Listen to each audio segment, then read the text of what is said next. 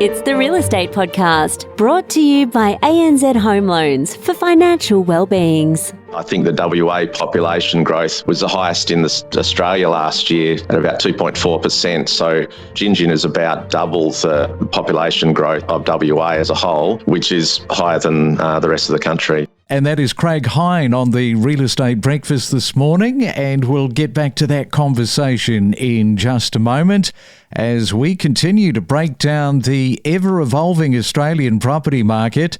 You can't call it boring, that is for sure. Always something to talk about. And just when you think that you've heard it all, something will surprise us. And there has been some surprises along our 2025 year. It is a Tuesday. Nice to get Monday out of the way. September the 16th today. And the lure of rural living and greater value for money is seeing city buyers still flocking to some of these unexpected regional hubs.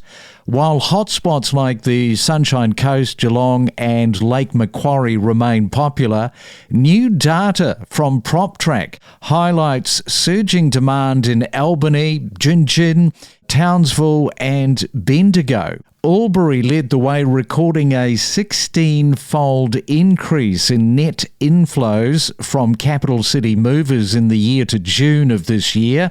So with all that said, let's go to one of these regions and catch up with Craig Hyne. He is the principal from Country Value Real Estate.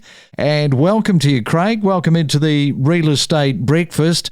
Some decent numbers there, and you're in Gingin. So first off, I want to ask you this. Most parts of the country, they have a lack of stock, but when it comes to availability with land, you seem to be sort of cooking with plenty on offer. A slightly different story when it comes to the housing market. Yes, that's correct, Craig. Thanks for having me on the podcast. Gingin town, at the moment, we have a couple of land estates available. We've been selling vacant lots, 1,000 square metre plus vacant lots, so they're larger than the metro area. At the moment, we've got a really good supply of land available. Also on the coast, we've got a land estate up there with new houses being built. So it gives us it gives people an opportunity to get into the market where the supply in the metro area is really short.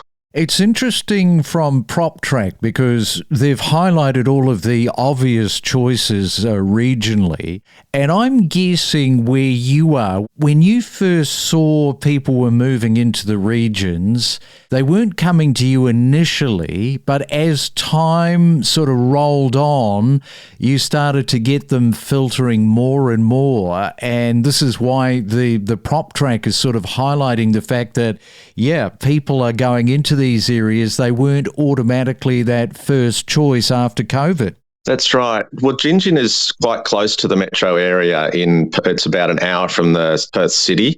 So it's still quite convenient for people. It's not too far out. It is regional, but it's still got access to all the amenities of the metro area. And so people are finding they can live that country lifestyle without being too remote from the city.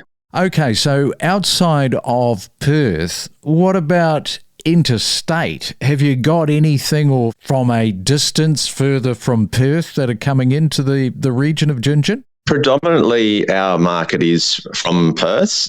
We do get a few people moving from the eastern states, mainly for work in the mining industry. So there is a fly-in, fly-out community here. That's, again, Gingin being within about 50 minutes of the airport is quite convenient for people to fly in, fly out. What's the median house price at the moment? Where does that sit? Yeah, the latest figures for Gingin town was 675, the median house price, which is considerably lower than the metro area.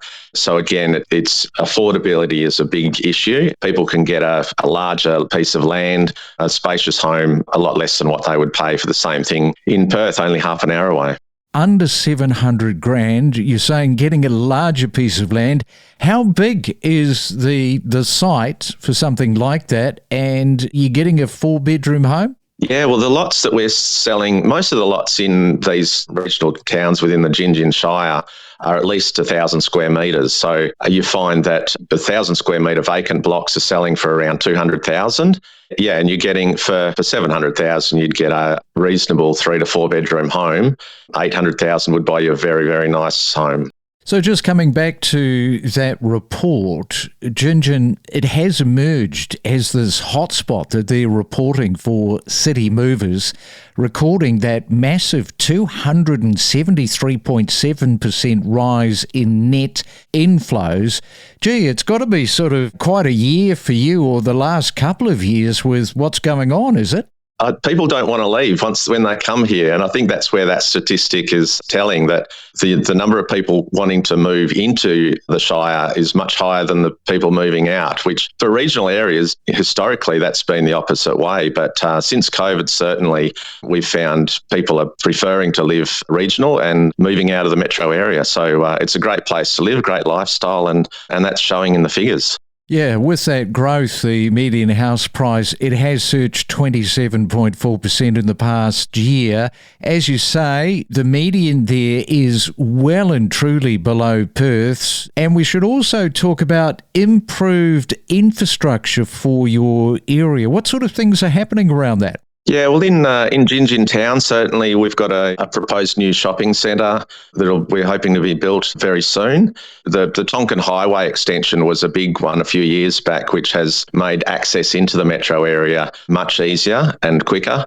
And that also helps get to the airport for FIFO people. So, yeah, and as people move here, more businesses are moving to the area. So you're getting a lot more variety of services and employment opportunities. We dive deep into topics like buying, selling, investing, and maximising your property's value, from mortgage advice to the latest property data and trending numbers. Your real estate journey starts here. More Australians, and this is what I find really interesting, are choosing to age in place, with some retirees renovating their home to give them exactly what they want.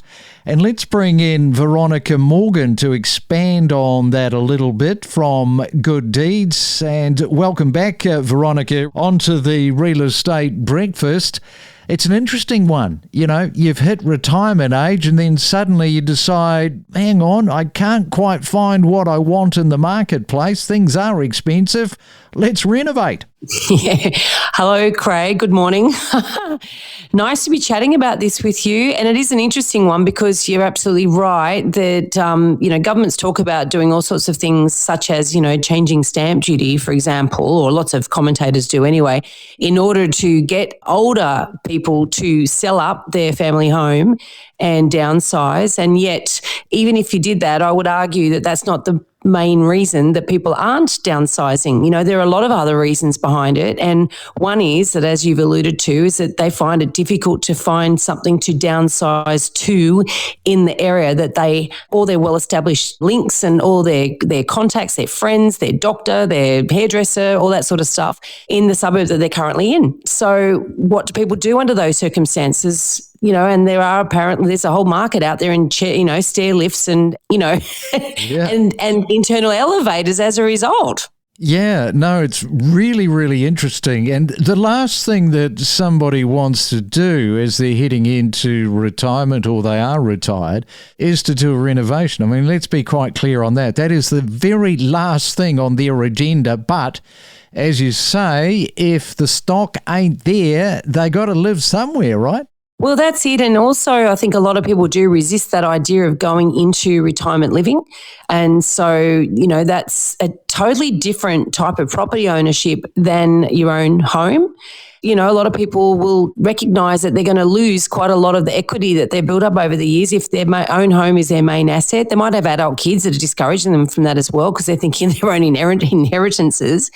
But moving into a retirement village has a whole bunch of connotations around it. It's God's waiting room, and and there's a lot of resistance for making that step. So therefore, if they're not yet at that point, but they are starting to lack mobility, and the family home that they've been in for decades is not really fit for purpose, that's when they're going to start thinking, well, if, I don't want to move into a retirement village, I'm not ready, but I need to do something. That is when they do turn to do the one thing that you wouldn't expect them to, and that is renovating. Listen to expert perspectives with exclusive real estate conversations and supercharge your knowledge base with us. What is the population, Craig, in your market at the moment? The Gingin Shire as a whole, the last statistics in 2021 was about 5,500.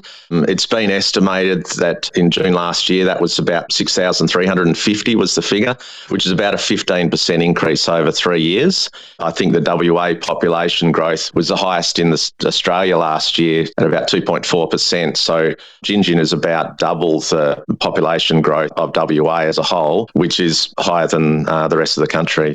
And if you're in WA and you're listening to us talk about it this morning, you might be saying to yourself, oh yeah, I've got a coastal holiday property there. You're not telling me anything. This is not news to me. We should sort of run through that, the coastal towns and how the supply of owner-occupier versus the holiday homes, how does all that stack up? Yeah, well, it's interesting because Launceston, for example, which is a coastal town in the Gingin Shire, and most of those towns along the coast, they're predominantly holiday homes. So Launceston has a owner-occupier rate of about 35%, which means 65% of houses are actually empty most of the year.